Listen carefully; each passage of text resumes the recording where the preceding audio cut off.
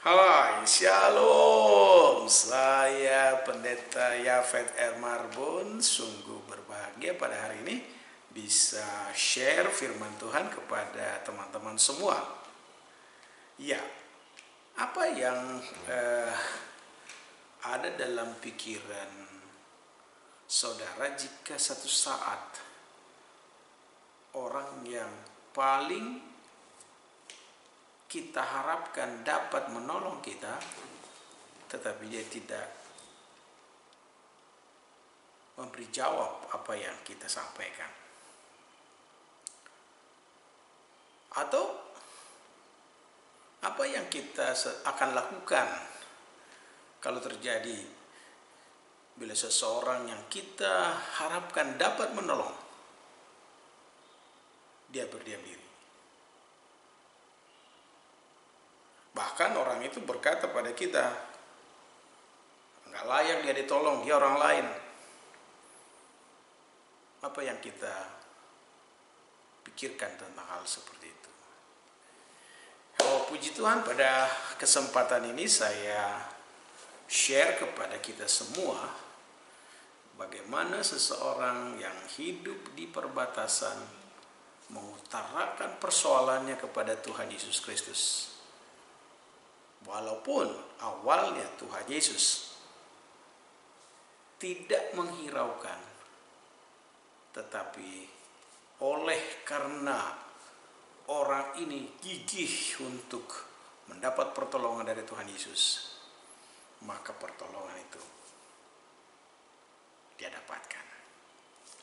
Dengarkan firman Tuhan dan jangan lupa di akhir daripada video ini saya akan berdoa buat Bapak Ibu yang saya kasih dalam Tuhan, dan mari kita dengarkan firman. Haleluya, serial firman Tuhan sepanjang bulan ini dan ke depan, JDY, jumpa dengan Tuhan Yesus Kristus.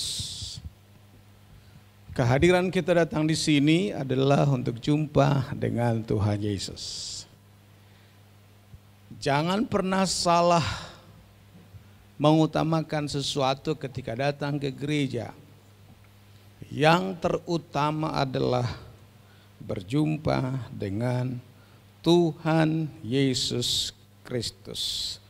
Hari ini pada seri firman Tuhan JDY adalah seorang yang berjumpa dengan Tuhan Yesus. Haleluya. Nanti kita bicara tentang yang hancur hati, tapi saya hari ini bicara dulu, nanti pada jam siang saya bicara mengenai yang hancur hati. Dan untuk hari ini kita jumpa dengan seorang yang berada di perbatasan berjumpa dengan Tuhan Yesus. Seorang yang berjumpa dengan Yesus ada di perbatasan. Bersama-sama buka dengan saya firman Tuhan, Matius pasalnya yang ke-15 ayat yang ke-21 sampai ayat yang ke-28. Seorang yang berada di perbatasan. Firman Tuhan sana dikatakan, Matius pasal 15 ayatnya yang ke-21 mulai.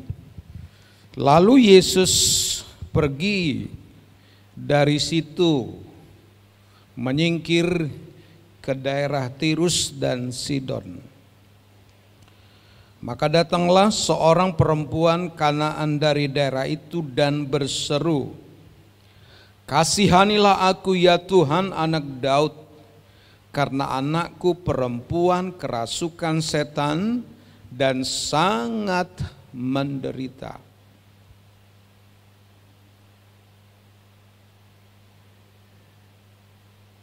Dalam ayat berikutnya, jawab Yesus,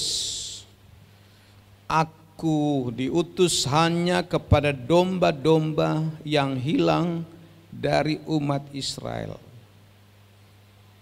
Tetapi perempuan itu mendekat dan menyembah Dia sambil berkata, Tuhan, tolonglah aku. Tetapi Yesus menjawab, tidak patut mengambil roti yang disediakan bagi anak-anak dan melemparkannya kepada anjing. Kata perempuan itu, benar Tuhan, namun anjing itu makan remah-remah yang jatuh dari meja tuannya. Tetapi Yesus menjawab, tidak patut mengambil roti yang disediakan bagi anak-anak dan melemparkannya kepada anjing. Kata perempuan itu, benar Tuhan, namun anjing-anjing itu makan remah-remah yang jatuh dari meja tuannya. Maka Yesus menjawab dan berkata kepadanya, hai ibu, besar imanmu, maka jadilah kepadamu seperti yang kau kehendaki.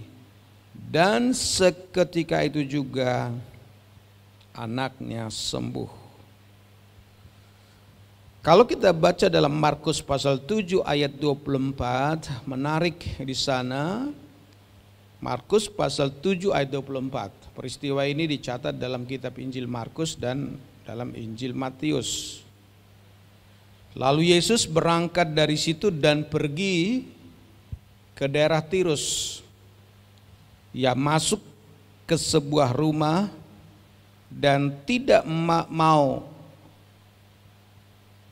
ada orang yang mengetahuinya pada Yesus untuk mengusir setan dari anaknya. Markus 7 ayat 27. Lalu Yesus berkata padanya, biarlah anak-anak kenyang dulu, sebab tidak patut mengambil roti yang disediakan bagi anak-anak dan melemparkannya kepada anjing. Tetapi perempuan itu menjawab, benar Tuhan. Tetapi anjing-anjing yang di bawah meja juga makan remah-remah yang dijatuhkan anak-anak.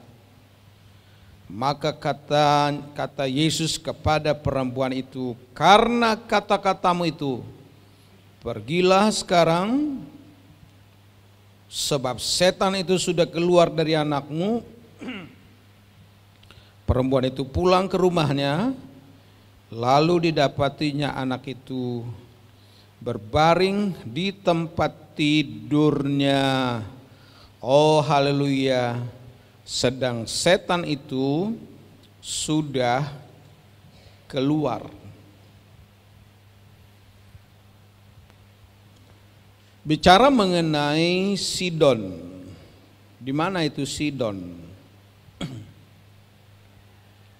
Dalam ayatnya tadi dikatakan dalam Markus pasalnya yang ke-7, di sana disebutkan, tadi saya sudah bacakan kepada saudara, Yesus keluar dan pergi ke daerah Sidon. Di mana itu Sidon? Coba saudara perhatikan beberapa peta yang saya tunjukkan. Di sebelah Laut Tengah ada daerah yang namanya Fenisia. Fenisia itu pada masa Israel dipimpin oleh Daud dan juga oleh Salomo. Perhatikan di situ gambarnya, ada Israel, hanya satu kata Israel. Dan Fenisia itu ditulis di situ tanpa ada batas-batas yang lain.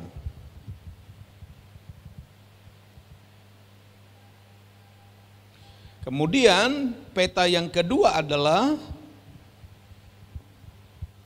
satu saat pecah kerajaan. Setelah Salomo berdosa, kemudian Salomo mangkat meninggal, kerajaan itu akhirnya terpecah menjadi dua, dipimpin oleh Rehabeam dan Yerobeam. Kerajaan Israel di utara, lalu kerajaan Yehuda, kerajaan Juda ada di bawah. Tapi Fenisia tetap tidak dikuasai. Tapi pada masa Tuhan Yesus, perhatikan pada peta yang ketiga, masa Tuhan Yesus terjadi beberapa pembagian di sana pelayanan di mana Tuhan Yesus Kristus, perhatikan di situ di daerah Fenisia itu ada Tirus, Tyre dan Sidon. Sekarang di mana kota Sidon dan kota Tirus? Sekarang perhatikan itu di dalam peta yang ditunjukkan kepada saudara di dalam peta berikutnya. Dia berada di daerah Libanon. Di sana ada Beirut, di sana ada Tirus, daerah Syria. Pada masa Tuhan Yesus yang baru saja kita baca firman Tuhan ini, dikatakan dalam ayat 24 kitab Markus, lalu Yesus berangkat dari situ dan pergi ke daerah Tirus, Tyre, Tirus.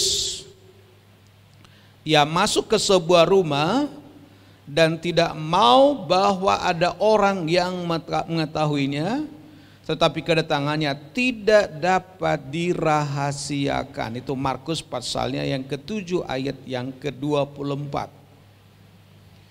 Kota Tirus itu, saya ulangi lagi, adalah perbatasan antara daerah Israel dengan daerah Fenisia.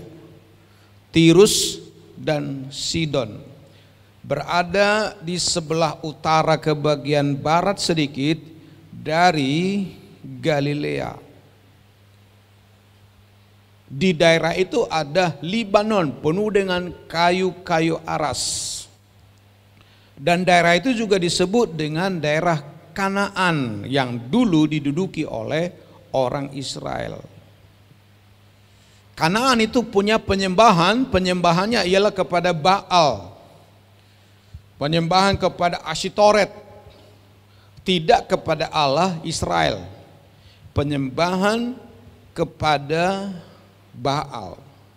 Tetapi sangat menarik pada masa Salomo dulu, pada waktu sudah dikuasai seluruh Kanaan, daerah Fenisia itu, daerah Tirus ini tidak ikut diserang oleh orang Israel. Bahkan pada masa Salomo bekerja sama dengan raja-raja Libanon. Dan dari Libanonlah diimpor kayu-kayu aras untuk membangun istana Salomo dan membangun juga bait Allah. Mereka ada damai. Kalau saudara pernah membaca tentang wanita di Sarfat yang pernah ditolong oleh Elia, wanita di Sarfat itu juga ada di daerah Sidon dan Tirus. Kalau saudara pernah membaca ada seorang ratu bernama Isabel, dia adalah seorang keturunan raja, putri raja, dan keturunan imam bagi Baal, dewa-dewa lain, dinikahi oleh seorang raja Israel bernama Ahab. Dan pernikahan itu menyebabkan orang Israel menyembah kepada berhala, kepada Baal, karena pernikahan antara Ahab dengan Isabel. Bahkan Isabel itu karena bencinya kepada orang-orang yang menyembah kepada Tuhan, nabi-nabi Tuhan juga dibunuhnya. Dan Ahab juga yang dipengaruhi oleh Isabel untuk mengambil semua warisan, termasuk warisan Nabot, diambil oleh Isabel dan Ahab. Dan itu sangat menyakiti hati Tuhan. Jadi dulu terjadi hubungan baik sesungguhnya antara Israel dengan Libanon, dengan Fenisia. Tetapi, ini ingat, tetapi pada masa perjanjian baru, terjadi permusuhan antara orang Israel dengan daerah Fenisia, dengan daerah Libanon. Gara-gara seorang raja Makabeus menyerang daerah ini dan terjadilah kebencian yang sangat dalam antara Israel dengan Siro Fenisia. Kebencian itu bukan saja kebencian terhadap dewa-dewa, tapi juga terhadap kebencian terhadap masyarakat. Dan orang Israel mengambil keputusan bahwa bangsa Fonisia adalah bangsa yang najis, bangsa yang disebut sebagai anjing, bangsa yang tidak tergolong pada anak-anak raja. Dan sejak saat terjadi permusuhan itu, maka retaklah Israel dengan Fenisia. Dan pada masa Tuhan Yesus sangat menarik. Tuhan Yesus datang dari sorga. Dia tidak membatasi hubungan antara dirinya dengan semua ciptaan. Karena keturunan Fenisia, turunan Sidon, turunan Tirus adalah turunan Adam dan Hawa. Dan karena mereka ini menyembah berhala, Tuhan Allah harus datang dalam Yesus Kristus untuk menyelamatkan mereka. Sebuah peristiwa yang kita baca tadi dalam Alkitab, di mana pada suatu saat ketika Tuhan Yesus sudah berbantah-bantah dengan Farisi, dengan ahli Taurat, mana yang lebih penting, melakukan hukum Taurat secara lahiriah atau yang keluar dari mulut. Lalu Tuhan Yesus berkata, nanti baca dalam Markus pasal 7 itu, Yesus katakan adalah jauh lebih najis apa yang keluar dari mulut seseorang daripada apa yang masuk ke dalam seseorang itu. Alkitab berkata sesudah perbantahan itu ada begitu banyak orang berbondong-bondong datang pada Yesus. Tentu Tuhan Yesus menjadi lelah, Tuhan Yesus menjadi capek. Adalah kebiasaan Tuhan Yesus kalau dia sudah melayani, sudah lelah, dia harus menyingkir ke tempat yang sepi. Di sana dia berdoa, di sana dia bergaul dengan Bapaknya. Dan mana tempat yang sepi menurut Tuhan Yesus? Dia pergi ke perbatasan Fenisia ini. Dia pergi perbatasan Tirus. Tetapi yang terjadi adalah tadinya dia mau diam-diam pergi ke daerah itu, dan ternyata ada begitu banyak orang berbondong-bondong datang kepadanya sampai Tuhan Yesus tidak lagi bisa menyepi.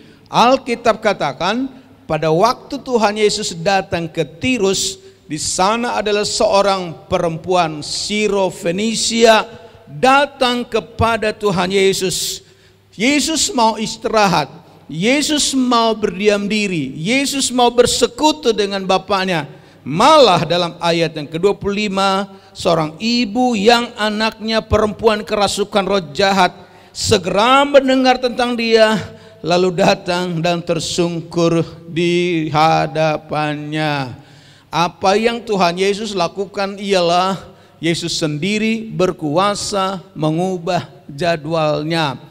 Ketika Yesus datang di Siro-Fenisia, dia menemukan ada seorang ibu. Dan ibu ini sesungguhnya adalah ibu yang sudah tergolong sangat najis. Dia ada di perbatasan. Satu, dia bangsa Kanani yang tidak bersatu dengan orang Israel. Dua, dia seorang wanita yang tidak mungkin boleh datang sembarang pada Yesus. Yang ketiga, dia mempunyai seorang anak yang menyembah kepada berhala. Dan yang keempat, dia menyadari bahwa anaknya sedang kerasukan setan.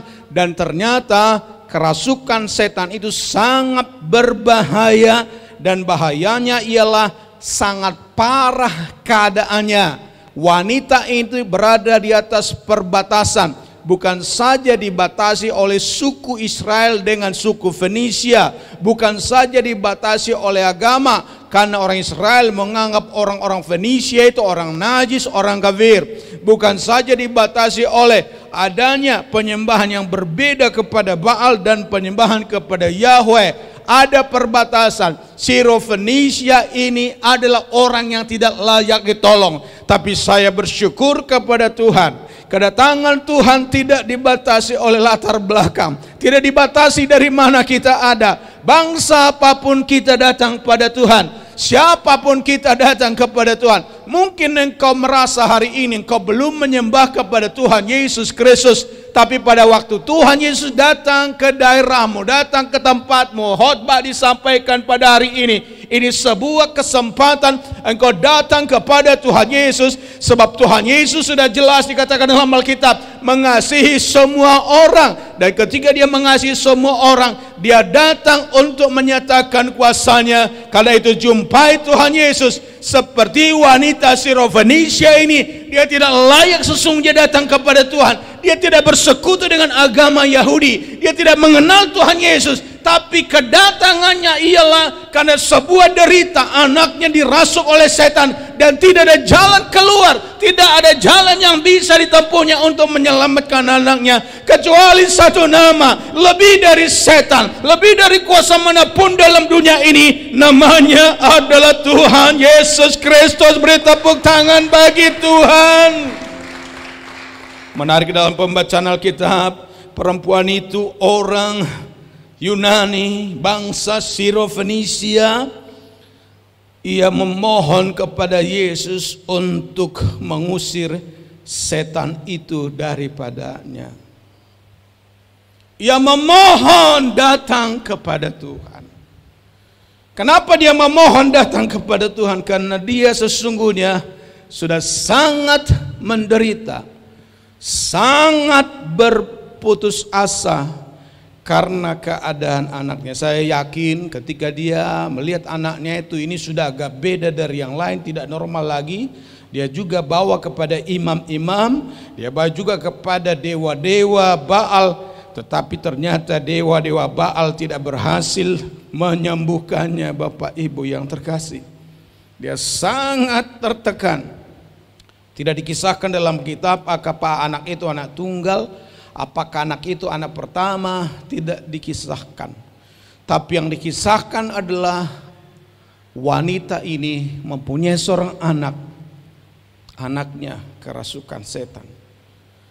Dia tidak menghiraukan perbedaan suku, dia tidak menghiraukan perbedaan agama, dia tidak menghiraukan apapun karena dia sayang kepada anak. Dia datang kepada Yesus Kristus dengan keputusasaan yang sungguh dalam. Apa itu artinya putus asa, Bapak Ibu yang terkasih? Seseorang putus asa bila segala sesuatu sudah dilakukan tapi tidak kunjung mendapatkan jawaban. Putus asa.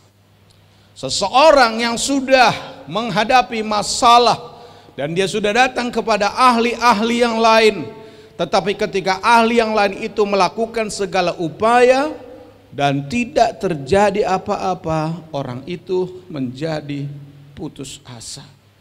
Orang yang putus asa dia merasa seperti bukan dirinya lagi. Orang yang berputus asa dia bisa menjambak rambutnya. Orang yang berputus asa dia bisa mengurung diri di kamar dan tidak bisa bergaul dengan orang lain. Orang yang berputus asa bisa menjadi seperti orang gila lagi. Orang yang berputus asa bisa membenturkan kepalanya ke tembok dan juga bisa akhirnya bunuh diri. Tetapi saya sungguh bersyukur, wanita Sirofenisia ini, dia bukan termasuk orang yang percaya kepada Tuhan Allah, tapi dia mengetahui ada kuasa yang berbeda dari yang lain yang dimiliki oleh Tuhan Yesus Kristus.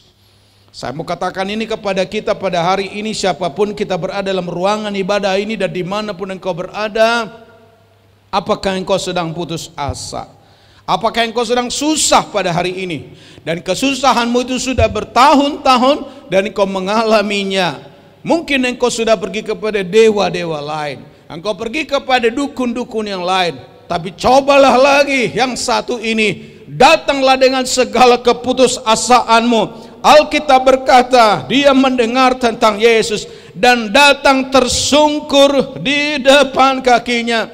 Walaupun Tuhan Yesus akan berkata najis, tapi dia datang kepadanya. Perempuan itu seorang Yunani Sirofenisia yang memohon kepada Yesus untuk mengusir setan itu daripadanya. Tetapi apa yang dilakukan oleh Yesus? Yesus tidak menjawab perempuan ini. Di dalam kata-kata Alkitab, di dalam yang lain disebutkan Yesus berdiam diri, tidak menjawab apa-apa perempuan ini. Karena Tuhan Yesus tidak menjawab apa-apa, Alkitab berkata, maka semakin dia berteriak kepada Tuhan Yesus. Berteriak artinya seluruh tenaga, seluruh suara, seluruh urat-urat syaraf leher, bahkan seperti dia meraung datang kepada Tuhan Yesus. Dia berkata, Yesus anak Daud, anakku kerasukan setan. Kalau seseorang berputus asa itu akan mendorong seseorang datang kepada Yesus untuk berseru kepadanya, untuk berteriak kepadanya. Itulah yang saya lakukan di dalam gereja ini. Orang bisa berkata kepadaku, kenapa engkau Pak Pendeta beda berteriak-teriak menyampaikan firman Tuhan? Tapi saya mau sampaikan bahwa aku menyampaikan karena ada kata seru dalam Alkitab. Berserulah ketika kuserukan Alkitab, kuserukan firman Tuhan, kuserukan nama Yesus, kuserukan nama Allah. Ada kuasa dalam nama Yesus, ada kuasa kebangkitan, ada kuasa yang tidak ada kuasanya di dalam dunia ini.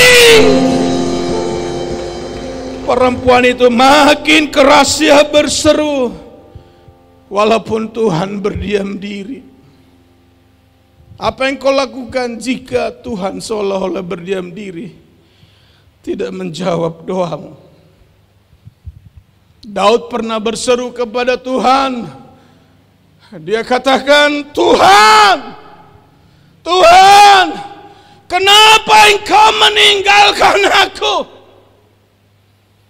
Itu seruan juga disampaikan oleh Yesus sendiri. Mazmur 88, di sana Daud berkata, tapi aku ini ya Tuhan, kepadamu aku berteriak, minta tolong. Dan pada waktu pagi datang ke hadirat-Mu. Ayat 15, mengapa ya Tuhan kau buang aku? Kau sembunyikan wajah-Mu daripadaku. Aku tertindas dan menjadi incaran maut. Sejak kecil aku telah menanggung kengerian daripadamu. Ketika Tuhan berdiam diri, seperti inilah keadaan seseorang. Dia putus asa. Mazmur pasal yang ke-41, 9, 10, 11. Penyakit jahanam telah menimpa dia. Sekali ia berbaring takkan bangun-bangun lagi. Itulah orang yang sangat putus asa. Orang yang sangat menderita putus asa. Bahkan sahabat-sahabat karibku yang kupercayai, yang makan roti dengan aku, telah mengangkat tumitnya, artinya berlari. Tetapi Engkau ya Tuhan, kasihanilah aku, tegakkanlah aku, maka aku hendak mengadakan pembalasan terhadap mereka. Ketika kita dalam keadaan putus asa, seperti Daud yang juga diambil oleh Yesus, Eloi, Eloi lama sabatani, mengapa engkau tinggalkan aku? Tuhan seolah berdiam diri. Apa yang saudara lakukan ketika saudara sudah berdoa bertalu-talu, Tuhan tolong aku, tapi Tuhan tidak menjawab saudara? Sudah putus asa, saudara lari, saudara jauh dari Tuhan. Ketika engkau datang berdoa minggu ini, Tuhan gak jawab doamu, apa kau lari? Dan cari pelarian lain. Wanita ini memberi contoh kepada kita, wanita Syirofenisia. Murid-murid berkata, suruh dia diam, ribut. Atau yang kedua, jawab permintaannya. Tapi Tuhan tetap berdiam diri. Apa yang kau lakukan? Saya ulang lagi, ketika Tuhan seolah berdiam diri. Dalam Alkitab kita mendengar sebuah peristiwa dalam kitab Habakuk.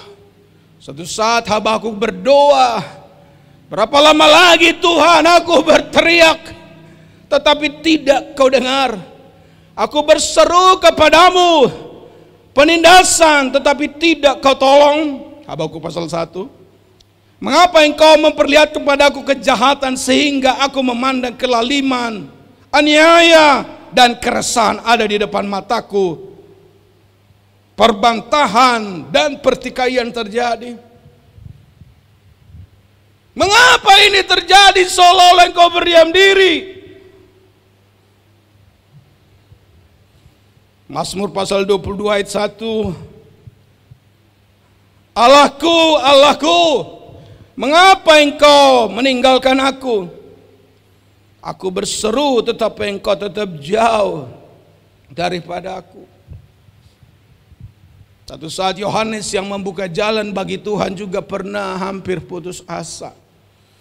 Karena ketika pemberitaan Injil dia masukkan di dalam penjara. Dan kemudian Tuhan Yesus muncul, tapi Yohanes tidak lepas dari penjara. Bahkan akhirnya kita mengetahui dia dibunuh. Dalam keraguan, dalam keputusasaan dia suruh murid-muridnya, saya jadi ragu apakah Yesus itu memang yang diutus oleh Bapa untuk menyelamatkan. Keraguan bisa terjadi ketika Tuhan berdiam diri. Ketika Tuhan tidak jawab, malah Tuhan berkata, tidak patut memberi roti kepada anjing-anjing sebelum anak-anak itu kenyang. Wanita itu mendengar itu. Jawab dia, Tuhan, mau disembuhkan atau disuruh pulang? Yesus berkata, tidak patut memberi roti kepada anjing. Apa yang dilakukan oleh wanita ini dalam perjumpaannya kepada Yesus? Tapi wanita ini luar biasa, dia katakan dalam ayat firman Tuhan, wanita itu berkata, ayat 28, tetapi perempuan itu menjawab, benar Tuhan. Tetapi anjing yang dibawa itu juga di bawah meja itu mendapat remah-remah dari sang tuan. Kebiasaan pada zaman dulu orang kafir, bagi orang Israel tidak memelihara anjing. Tapi raja-raja dulu ada yang memelihara anjing. Dan anjing itu selalu diberi makan dari remah-remah sambil anak-anak makan. Ketika dia makan, kemudian yang bagus-bagus dinikmatinya, anjing sudah ada di situ. Lalu anjing itu sambil jilat-jilat kaki sang anak-anak dari tuannya, lalu dia jatuhkan remah-remah seperti ini, lalu anjing itu menikmatinya. Yesus katakan malah apa? Tidak layak roti diberikan pada anjing. Tapi wanita ini menyadari, benar Tuhan. Tapi remah-remah itu yang jatuh juga diberi. Wanita ini berkata, anggaplah aku tidak layak. Anggaplah aku belum orang Israel. Aku memang tidak layak kepadamu. Dan engkau berkata aku anjing sekalipun. Tapi anjing itu layak menerima remah-remah. Inilah yang saya sebutkan dengan perjumpaan dengan Tuhan Yesus. Dan Yesus berkata kepadanya, perempuan itu pulang ke rumahnya. Ayat 29, maka kata Yesus kepada perempuan itu, karena katamu itu pergilah sekarang, sebab anakmu itu sudah keluar, setan itu sudah keluar dari anakmu. Perempuan itu pulang ke rumahnya. Lalu didapatinya anak itu sudah berbaring tidur, sedang setan itu keluar daripadanya.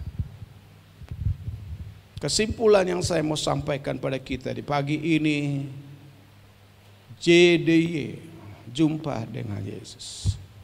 Yang pertama adalah, apakah engkau merasa hidupmu sedang ada di perbatasan?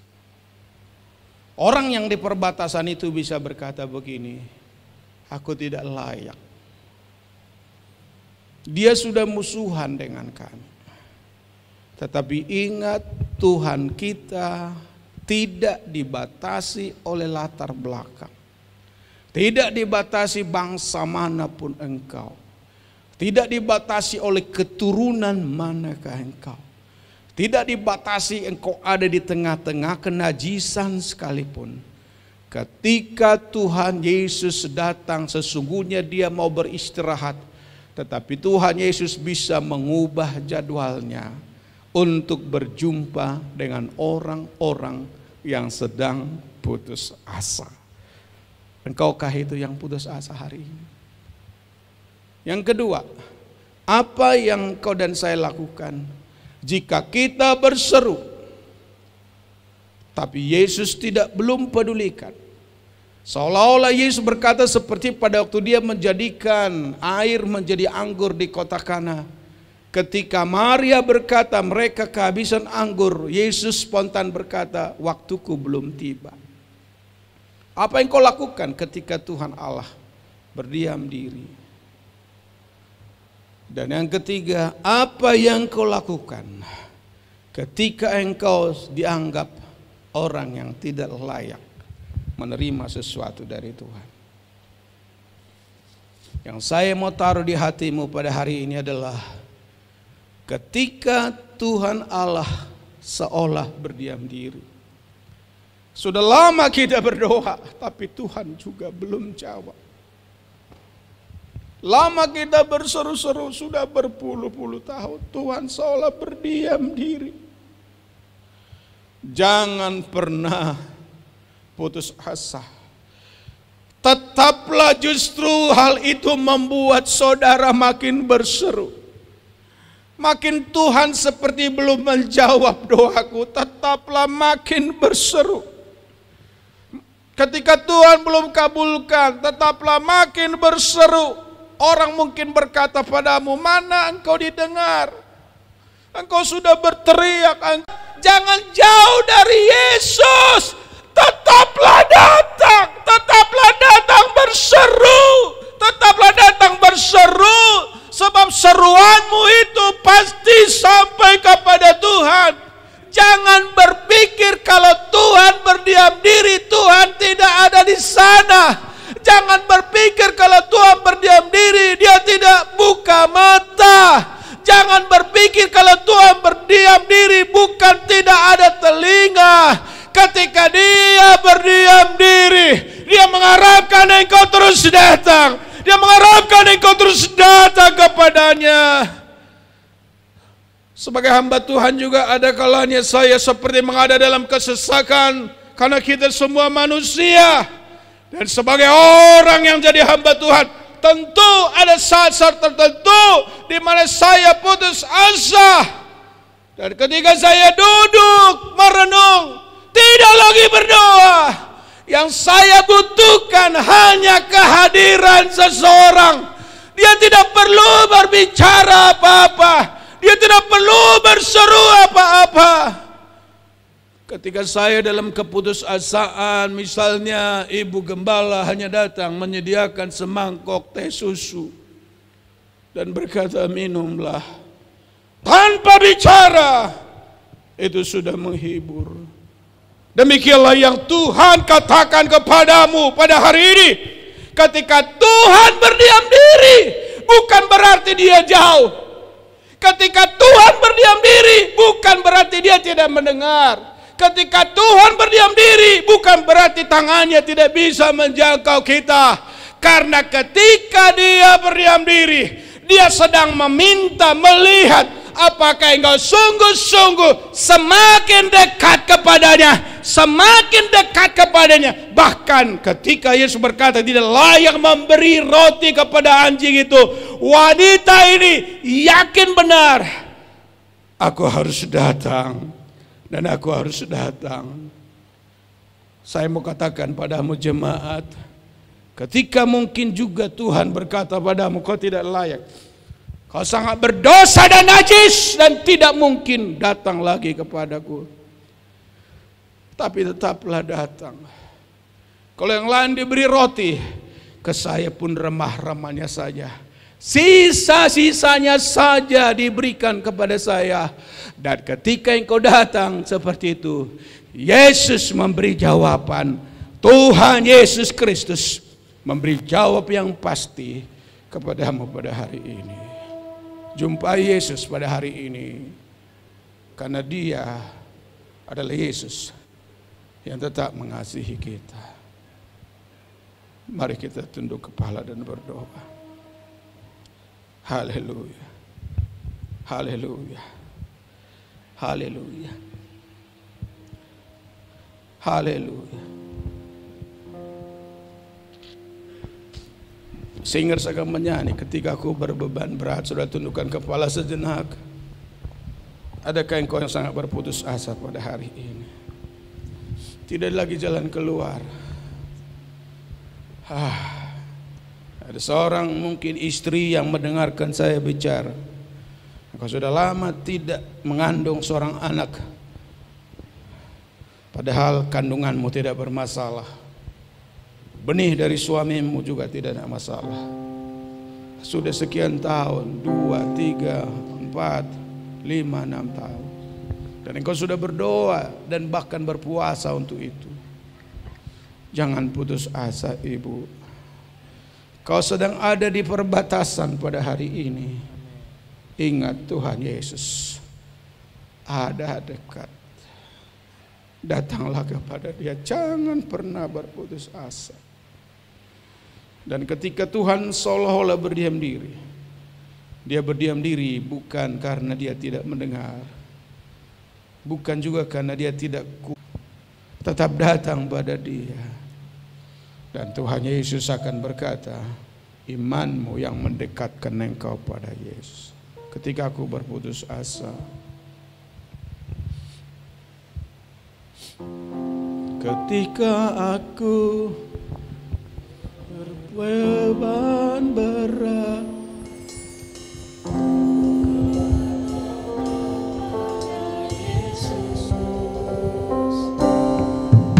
ketika damai dan sukacita sejahtera dalam hatiku. ada engkau yang sangat berputus asa hari ini. Ayo berdiri di hadapan Tuhan.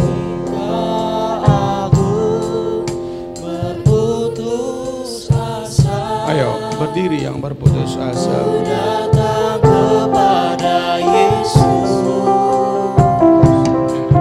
Dia bebaskanku. Datang pada Yesus bukan pada manusia. Kini aku jadi baru. Katakan lagi, ketika aku berbeban berat, Ketika aku berbeban berat, ku datang kepada Yesus. datang pada Yesus. Dia berikan damai dan sukacita, sejahtera dalam hatiku.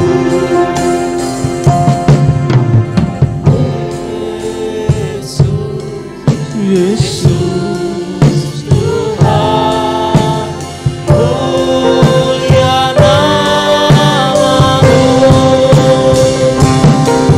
Ku tinggikan, ku agungkan namamu. Mari kita berdiri bersama-sama. Yesus, Yesus Tuhan.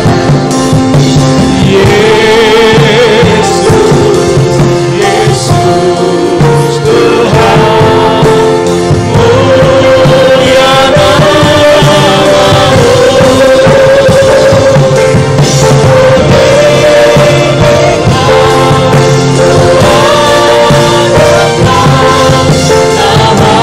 Oh Yesus, Yesus, Yesus Tuhan.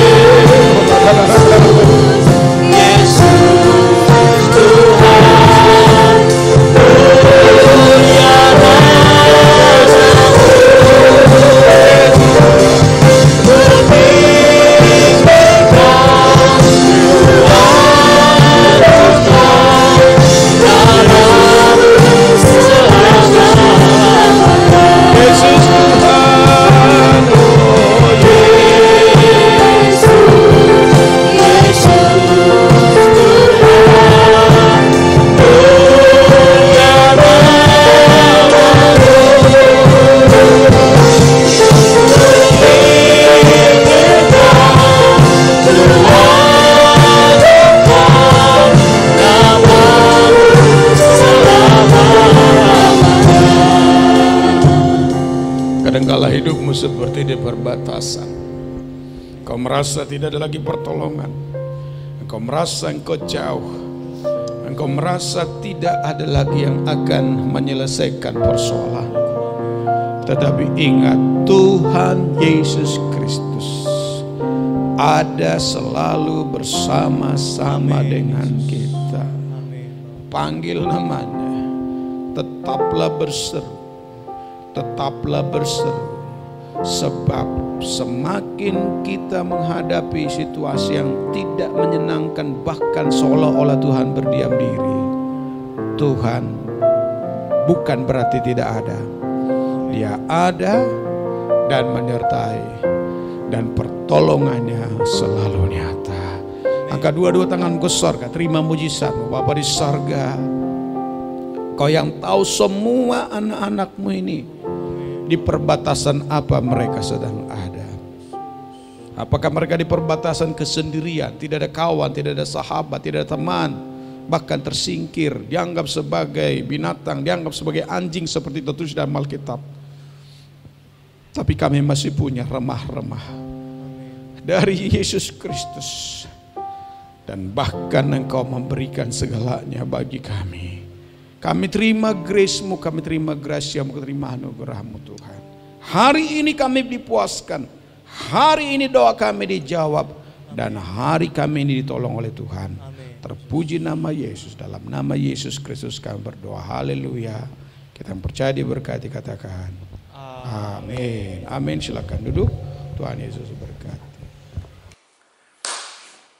Oh, puji Tuhan. Demikianlah firman Tuhan yang kita sudah dengarkan bersama-sama. Apapun, betapa beratnya pun masalah kita, mungkin engkau berkata, tidak mungkin saya ditolong karena saya bukanlah orang yang tergolong dalam golongannya. Tetapi kita percaya Yesus Kristus adalah Yesus yang siap menolong dan memberkati kita semuanya. Saya akan berdoa buat Bapak Ibu Bapak di sorga. Terima kasih, biarlah anugerah-Mu yang sempurna dialirkan kepada setiap anak-anak-Mu, hamba-hamba-Mu, jiwa-jiwa pada hari-hari ini, dan mereka akan terus hidup dalam kasih karunia Tuhan. Karena aku percaya Tuhan Yesus adalah Yesus yang hidup, penuh dengan kasih karunia, kemuliaan berlimpah-limpah padanya. Dalam nama Yesus, berkat itu turun dan nyata kepada semua umat-Mu. Haleluya. Yang percaya berkati katakan amin. Amin. Shalom semuanya. Tuhan Yesus memberkati. Jangan lupa jumpa dengan Tuhan Yesus Kristus. Bye-bye.